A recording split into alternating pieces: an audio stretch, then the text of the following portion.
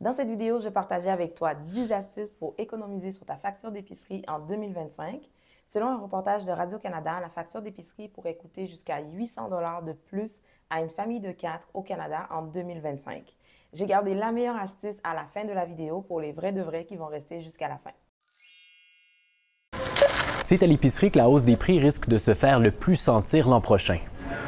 L'inflation alimentaire pourrait atteindre de 3 à 5 % en 2025 selon le rapport sur les prix alimentaires.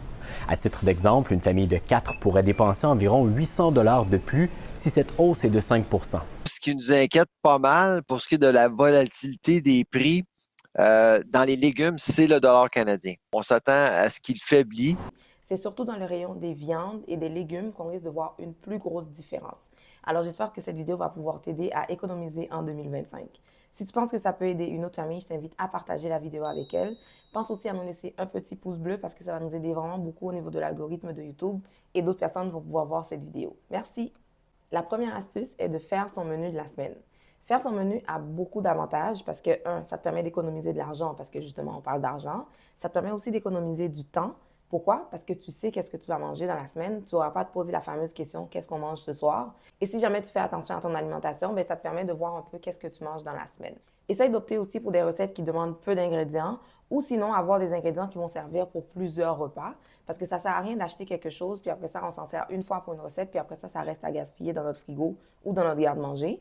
Parlant de gaspillage alimentaire, on va en parler un petit peu plus en détail tout à l'heure dans la vidéo. En passant, si c'est la première fois que tu passes ici, moi, c'est Daphné. Je suis maman de 3 enfants. Je vis à Montréal, au Québec, au Canada. Si tu t'intéresses à tout ce qui entoure la vie de famille, la vie de maman, notre chaîne est pour toi. Mais je t'invite à aller faire un petit tour avant pour voir ce qu'on fait parce qu'on a du contenu quand même assez varié chez nous. Je veux juste être sûre que tu es au bon endroit. Fais-moi un petit coucou dans les commentaires pour savoir qui tu es et n'hésite pas à partager la chaîne avec une personne de ton entourage. Deuxième astuce, pour éviter d'avoir des articles en double ou en triple à la maison, c'est de faire l'inventaire de ce qu'on a avant d'aller à l'épicerie. Prochaine astuce, c'est d'opter pour les marques maison. Je sais que souvent, les gens pensent que les marques maison sont de moins bonne qualité, mais parfois, honnêtement, je ne vois même pas la différence. Tu me diras ce que tu en penses, mais des fois, il n'y a pas vraiment une grosse différence entre la marque, la grosse marque, et la marque maison, par exemple, je ne sais pas moi, dans le ketchup, la mayonnaise ou je ne sais pas, quelque chose du genre. Tu me laisseras savoir ça en commentaire, mais essaye ça pour voir si c'est quelque chose qui pourrait t'intéresser. Prochaine astuce, c'est d'acheter en spécial.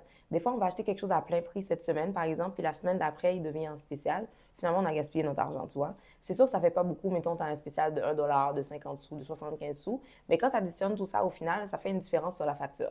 Nous, chez nous, ça nous permet aussi de varier, surtout dans les fruits, dans les légumes, parce que le fait qu'on achète en spécial, bien, si c'est pas en spécial cette semaine, par exemple, les raisins ne sont pas en spécial cette semaine, bien, on va acheter d'autres fruits pour remplacer ça. Et quand les raisins sont en spécial, bien, on achète les raisins. Donc, ça nous permet de varier notre alimentation aussi. Étant donné que la hausse des prix va se faire sentir beaucoup plus dans le rayon des viandes et des légumes, les 2 prochaines astuces vont concerner les viandes et les légumes. Donc, la prochaine astuce, c'est de remplacer ta viande par d'autres sources de protéines. On peut facilement remplacer les protéines animales par des protéines végétales, comme les pois chiches, les lentilles, le tofu. Ça peut être quelque chose d'intéressant aussi. Donc, si jamais tu veux réduire ta consommation de viande, essaie de penser à d'autres sources de protéines que les protéines animales.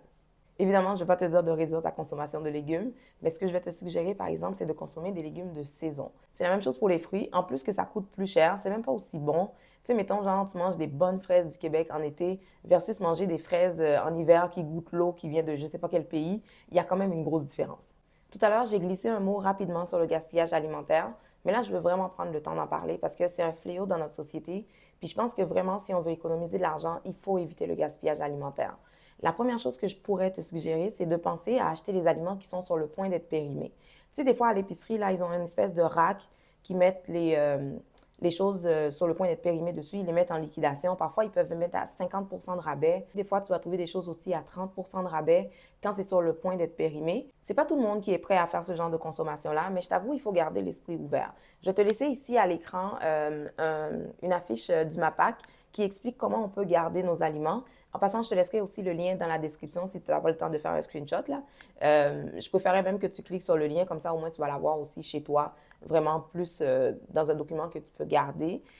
Puis aussi, il faut faire attention parce que des fois, les gens vont avoir tendance à jeter quelque chose parce que l'aliment est flétri. Mais flétri, comme ils disent dans la fiche, flétri ne veut pas nécessairement dire périmé. Par exemple, tu sais, des légumes qui sont toutes ratatinés, ben, tu peux les faire passer en potage.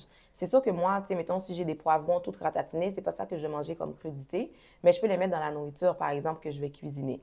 Fait que des fois, au lieu de jeter l'aliment, pensez à une deuxième utilisation pour l'aliment. Ça peut être vraiment gagnant aussi et ça va éviter le gaspillage alimentaire. Évidemment, on va économiser de l'argent. Dans l'onglet de communauté sur notre chaîne, j'avais mis une publication récemment pour donner quelques astuces pour éviter le gaspillage alimentaire. Parce que comme je dis tout à l'heure, c'est vraiment un fléau dans notre société. Puis moi, c'est un sujet qui me tient vraiment à cœur. Fait que je te laisserai ça ici à l'écran. Si jamais tu ne sais pas comment aller dans l'onglet de communauté, il faut juste aller sur la chaîne. Ensuite, tu fais glisser vers ta droite, puis tu vas cliquer sur communauté et tu vas tomber dans l'onglet de communauté de n'importe quelle chaîne, dont la nôtre aussi, là. Moi, j'utilise beaucoup l'onglet de communauté parce que je ne publie pas sur Instagram. Puis l'onglet de communauté devient comme mon Instagram, tu comprends? Fait que sur notre chaîne, j'ai beaucoup de contenu sur l'onglet de communauté, fait que je vais t'inviter à aller faire un petit tour là-dessus. Prochaine astuce, c'est de prendre l'habitude de regarder en haut des tablettes et en bas des tablettes. Parce que généralement, ce qui est à la hauteur des yeux, c'est ce qu'on veut que tu achètes. C'est comme ça que ça fonctionne, OK? J'ai longtemps travaillé au service à la clientèle quand j'étais jeune, là. Puis le plus souvent, c'est comme ça. Donc, ce qui est populaire, on va le mettre à la hauteur des yeux parce qu'on veut que tu regardes ici. Et quand tu as l'habitude de regarder en haut ou en bas, tu vas faire de belles découvertes, OK? Et parfois aussi, tu peux même économiser de l'argent parce que des fois, les produits s'équivalent, mais sauf que les grosses marques sont comme au milieu dans ta face comme ça parce qu'ils savent que tu vas arriver, tu vas prendre le produit puis tu vas partir. Fait que aie l'habitude de regarder en haut ou en bas. J'ai gardé la dernière astuce pour les vrais de vrais. Je te remercie d'abord d'être resté parce que ça va nous aider beaucoup au niveau de l'algorithme de YouTube.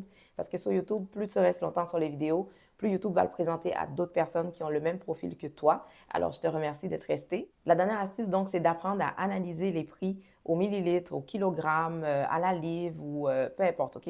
Parce que c'est tout petit dans les étiquettes quand tu vas à l'épicerie. Tu sais, parfois, on veut acheter un article, puis on va penser que, oh, celui-là est plus avantageux que l'autre. Mais en réalité, quand tu regardes bien les prix, tu vas te rendre compte que tu fais peut-être pas une si bonne affaire que ça. Ça aussi, ça va t'aider pour éviter les faux spéciaux. Tu sais, des fois, ils montent des spéciaux, puis quand tu compares les prix, tu te rends compte que finalement, tu ne fais pas une si bonne affaire que ça, là. Fait que prends le temps de bien analyser tes étiquettes quand tu vas à l'épicerie. Bon, évidemment, ça prend du temps, mais à force de savoir qu'est-ce que tu es en train de chercher, bien, la prochaine fois, tu sauras où aller puis quoi prendre comme produit. Si jamais tu as d'autres astuces qui pourraient nous aider, alors je t'invite à les partager en commentaire avec nous. Ne sois pas gêné du tout. Ici, on a une belle petite communauté super bienveillante.